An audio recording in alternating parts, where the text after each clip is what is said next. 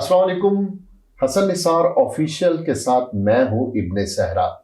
Viewers, आज हमारे साथ ब्रिगेडियर रिटायर्ड मोहम्मद असलम घुम्मन साहब हैं। ब्रिगेडियर साहब नैब पिशावर के अलावा ISI कमांडर पंजाब रहे हैं और रिटायरमेंट के बाद ये director general anti corruption Punjab के ओहदे पर भी इन्होंने फराइज सर अंजाम दिए हैं। सर अस्सलाम वालेकुम। वालेकुम सलाम। सर कैसे हैं आप? अल्हम्दुलिल्लाह। बहुत शुक्रिया, आपने इंटरव्यू के लिए टाइम दिया। ये बताएं कि दौरान सर्विस किस तरह के चैलेंजेस का आपको सामना करना पड़ा? बिस्मिल्लाहिर्रहमानिर्रहीम।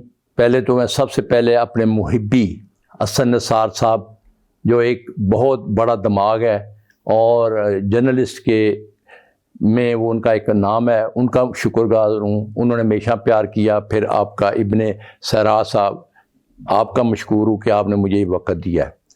आपने जो सवाल किया है, अल्हम्दुलिल्लाह मैंने हमेशा अल्लाह का शुक्र अदा किया और अभी भी करता हूँ कि मैं एक ज़मींदार का बेटा, जिसकी कोई सिफारिश नहीं थी, माँ बाप अनपढ़ थे, किसान थे, तो मैं पढ़ा था, MSc कर रहा था, तो मेरे वालिदैन का शौक़ था कि मैं बाहर जाऊं, PhD करूं, ज़्यादा से ज़्यादा पढूं।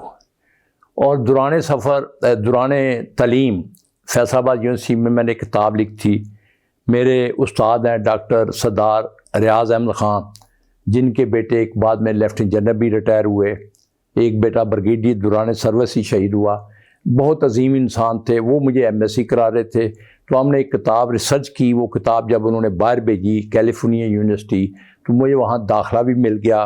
तो मेरा इरादा था कि मैं PhD करूँगा बाहर जाकर, लेकिन अल्लाह के फ़ैसले जो होते हैं वो बड़े अच्छे होते हैं। उन्हीं दौरान में 1971 में जब मैं MSc कंप्लीट कर रहा था, तो ये हमारी जो ईस्ट पाकिस्तान जो वार 1970 वो थी, तो उन्होंने शॉर्ट कोर्सेज ऑफ़र किए। तो मेरे दो दोस्त थे जो दो दफ़ा ISB से रिजेक्ट हो गए थे, और उन्होंने मुझे कहा कि यार आप फ़ौज में अप्लाई क्यों नहीं करते, आप बड़े ज़हीन हो, ये हुआ है। तो उन्होंने मेरा फॉर्म खुद ही भरा, मैंने से वो चले गए। तो मैं एक हादसाती तौर पर फ़ौज में आ गया। हालांकि मेरा माँ बाप का या हमारी ख्वाहिश नहीं थी, लेकिन ये अल्लाह को मंजूर था।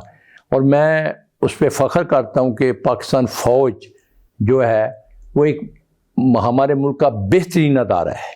यहाँ टोटल मेरिट पे चीज़ें होती हैं।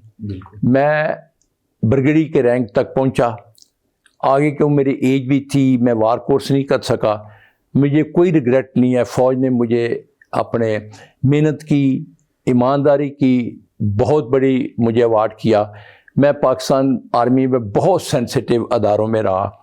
ये जो हमारा दुनिया की सबसे बड़ी और बेस्ट एजेंसी है जो ISI है, जिससे पूरी दुनिया खाइफ है, उसमें 7.5 साल मैंने नौकरी की। अच्छा।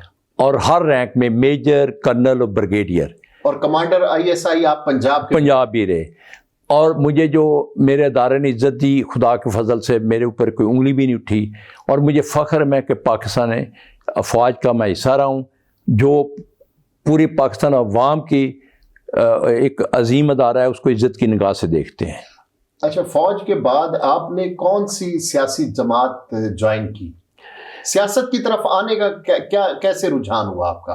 क्योंकि मैं सेंसिटिव अदारों में रह चुका था, तो मुझे इस मुल्क की में जो करप्शन है, जो तमाम बुराइयों की जड़ होती है, बिल्कुल हमारी अखलाकियात ख़त्म कर देती है, रवादारी ख़त्म कर देती है, हमारी अखलाकी और मजहबी सब रवायात ख़त्म कर देती है। तो मुझे बड़ी तकलीफ़ होती थी कि जब मैं नए नए तरीके करप्शन के देखता था।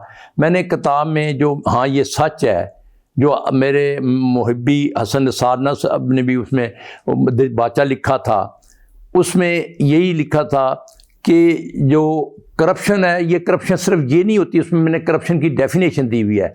करप्शन का नाम है ये पैसे डालना जेब से किसी लेकर, ये सिर्फ ये है एक हिस्सा है। लेकिन असल करप्शन जो है वो मिस यूज़ ऑफ पावर है, अब्यूज़ ऑफ पावर है, कि आप किसी को बगैर मेरिट के अपने अजीज़ व क़रीब को ला देते, तो ये करप्शन है। इसी चीज़ ने हमारे अदारों को तबाह किया है। ہم رشتہ داروں کو ہم جو مستحق نہیں ہوتے قابل نہیں ان کو لگا دیتے ہیں. تو یہ میرے ذہن میں ایک بہت, کیونکہ میں نے دنیا سے سبق سیکھا ہے, ہر ادارے میں سبق سیکھا ہے, کیونکہ میں نے اس ادارے میں کام اس طرح کیا ہے کہ وہ میرا گھر ہے. تو جب آپ گھر کے متعلق نہیں چاہتے کہ اس کے اوپر انگلی اٹھائے, اور یہی چیز تھی جو مجھے ان چیزوں سے پاک رکھا, اور اللہ کے فضل سے میں آپ کے توسط سے, حسن نثار کے توسط سے اعلانیہ کہتا ہوں کہ الحمدللہ مجھے ریٹائر ہوئے 2003 سے ابھی تقریباً 20 سال ہو گئے ہیں کہ کتاب بھی لکھی ہے, کسی نے چیلنج کیا کوئی, کیونکہ میں نے اللہ کو ڈانٹتا ہوں اور کسی کے متعلق کوئی غلط بات نہیں کرتا, کوشش کرتا ہوں سچ بولوں اور انشاءاللہ بولتا رہوں گا. تو مجھے یہ اپنا سیاست میں آنے کا, جب میں کرپشن دیکھتا, خان صاحب جو تھے انہوں نے آ کر کرپشن کے خلاف نعرہ لگایا.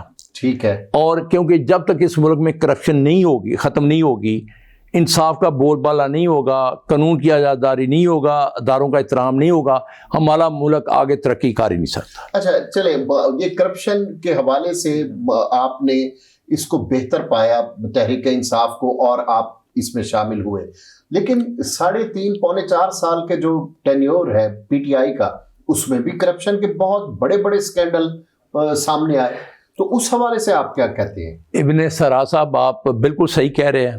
دیکھو ہماری بدقسمتی یہ کہ سیاستدان ایک پارٹی چھوڑ کر دوسری پارٹی میں چلے جاتے ہیں.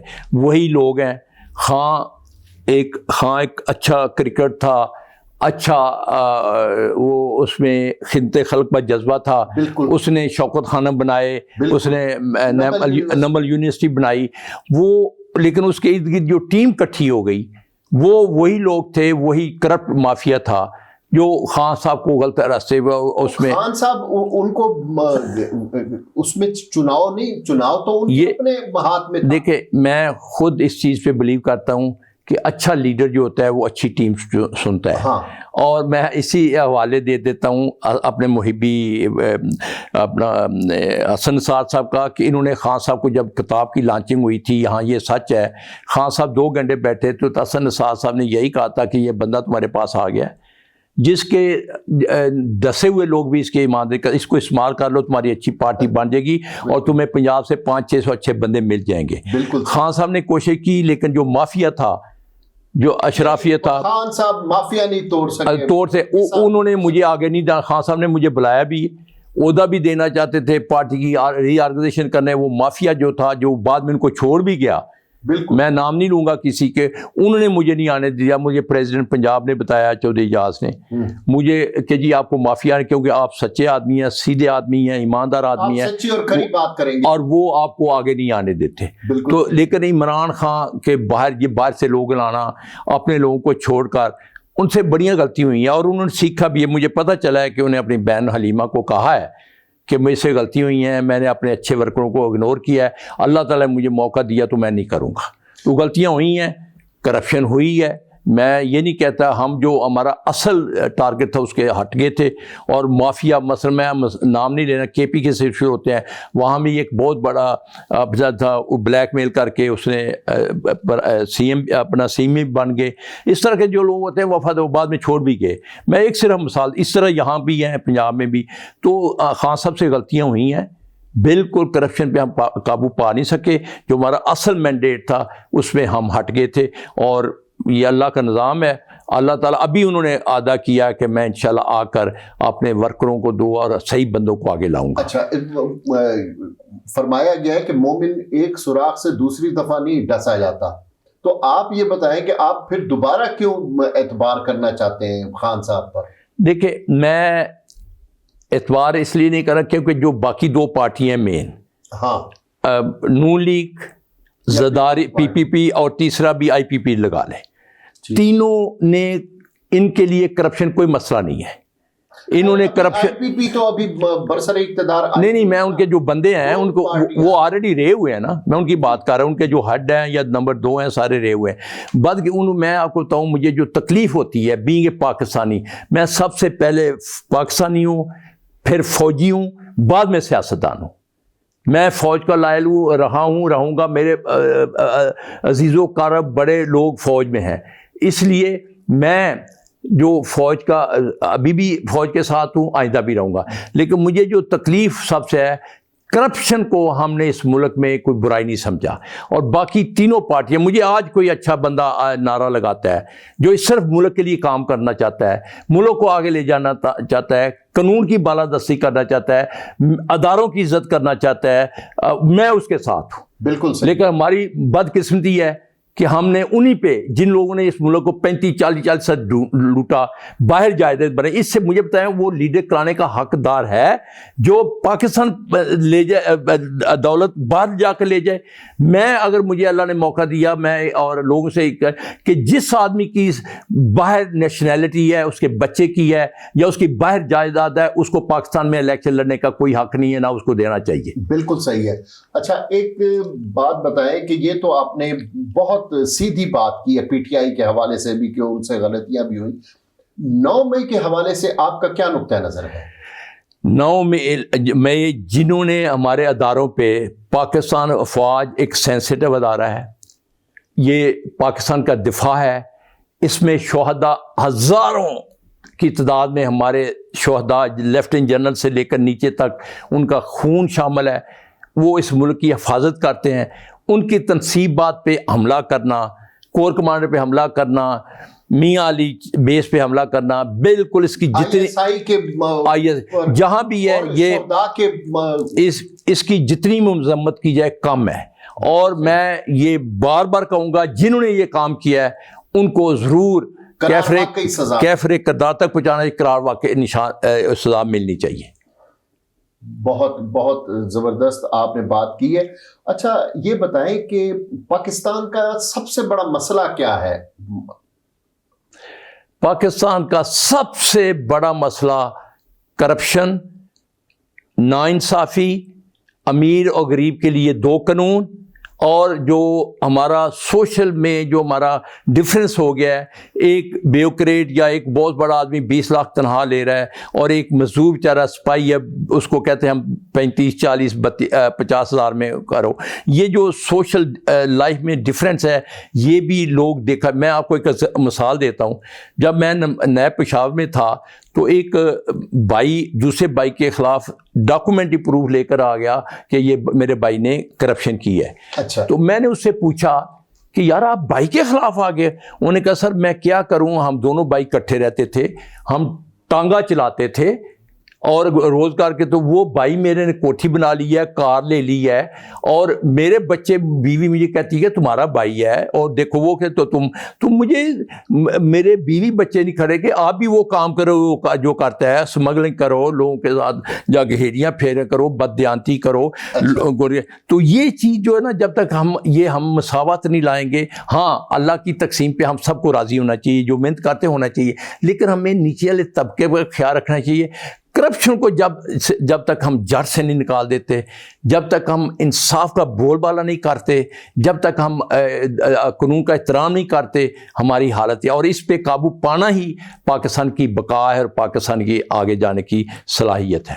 پاکستان بہت عظیم ملک ہے. اللہ نے تعالیٰ نے بہترین یہاں دماغ دیے ہوئے ہیں, ہر چیز یہاں پیدا ہوتی ہے. پاکستان میں اللہ نے 4 موسم دی ہے. دنیا ہر صرف ہماری نیتیں صاف ہو جائیں, ہم کرپشن کو چھوڑ دیں اور صرف ملک کا سوچیں, اپنی ذات کا نہ سوچیں.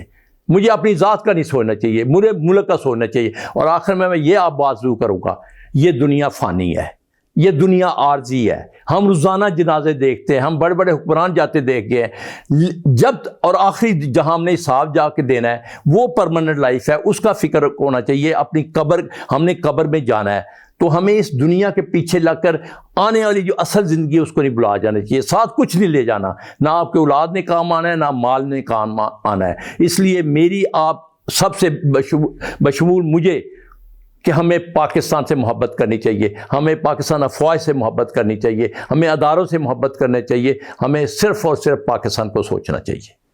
بالکل صحیح ہے, بہت اچھی بات کی آپ نے. آپ مستقبل سے مایوس ہیں یا پر امید ہیں؟ لا تقنطوا من رحمت اللہ. اللہ کا بندہ اللہ کی رحمت سے کبھی مایوس نہیں ہوتا. یعنی آپ پاکستان کا مستقبل روشن دیکھ رہے ہیں؟ انشاءاللہ پاکستان کا, کیونکہ یہ کلمے کے نام بنا ہوا تھا, لا الہ الا اللہ, جو ایک بہت بڑی انسان کو طاقت دیتا ہے, یہ اس کے نام پہ بنا تھا. یہاں بڑے بڑے نیک لوگ بھی ہیں, یہاں اولیاء اللہ بھی ہیں, یہ اللہ کے نام پہ ملک تھا، انشاءاللہ یہ ملک قائم و دام رہے گا اور ترقی کرے گا۔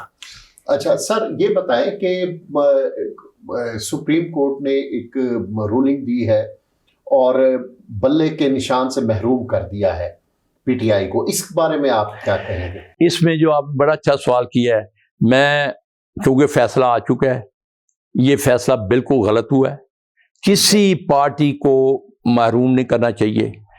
2 کروڑ ووٹ ہے تقریباً اس وقت عمران خان کا، بالکل صحیح ہے۔ اس کو محروم کرنا، عمران کو چھوڑیں، آپ ان کو حق دہی سے فارغ کر دینا یا ان کی سوچ وہ کنفیوز ہوں گے۔ میں ابھی آپ کو مثال دیتا ہوں کہ میں ٹکٹ اپنا نشان لینے گیا، RO صاحب ہی غائب ہے، وہ آئے نہیں ہے دفتر میں، اور صبح جب میں اٹھاؤں، حالانکہ یہ بنیادی حق ہے کینڈیڈیٹ کا، امیدوار کا، کہ وہ اپنی مرضی کا نشان لے جو لوگوں کو پہچاننے میں آسانی ہو جب ووٹ دینے جائیں، تو ہماری بات سنی گئی ہے، اور صبح جب میں اٹھاؤں تو جب لسٹ دیکھی ہے اس میں بینگن کا نشان دیا گیا ہے، اور جو اس لیے دیا گیا ہے کہ یہ واضح نشان نہیں ہے اور اتنا مشہور نہیں ہے، لوگوں کو پتہ نہیں ہے، لیکن میرا ایمان اللہ پہ اور مضبوط ہو گیا ہے کہ میں ایک ذمہ دار ہوں، لوگ اس کو پکا کر کھاتے ہیں، یہ اللہ کی نعمت ہے۔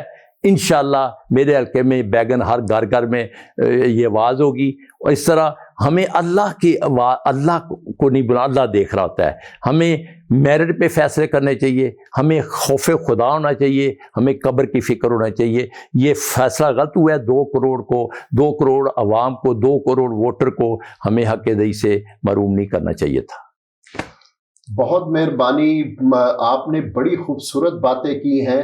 ویورز، ہمارے ساتھ بریگیڈیئر ریٹائرڈ محمد اسلم گھمن صاحب تھے، اور آپ نے دیکھا کہ وہ جس پیشن سے، جس جوش و جذبے سے اور جس وہ تیقن سے بات کر رہے تھے، تو مجھے لگتا ہے کہ چاہے آپ کو وہ بینگن کا نشان دیں، چاہے بلے کا نشان دیں، ٹھیک ہے، آپ کی جو جیت ہے وہ اللہ کے فضل و کرم سے، وہ یعنی کوئی بھی نشان جو انتخابی نشان ہے وہ آپ کے اور آپ کے ووٹر کے درمیان حائل نہیں ہو سکتا۔ انشاءاللہ اس خوبصورت نوٹ پر میں آپ سے اجازت چاہوں گا۔ بہت مہربانی۔ میں بہت مشکور ہوں جی، خاص طور پر میرا پیغام حسن نثار صاحب کو بھی دینا ہے، وہ بہت اچھا انسان ہے، میرے ساتھ بہت محبت کرتے ہیں۔ ابن سرا صاحب، آپ کا بھی بہت بہت شکریہ۔ بہت مہربانی۔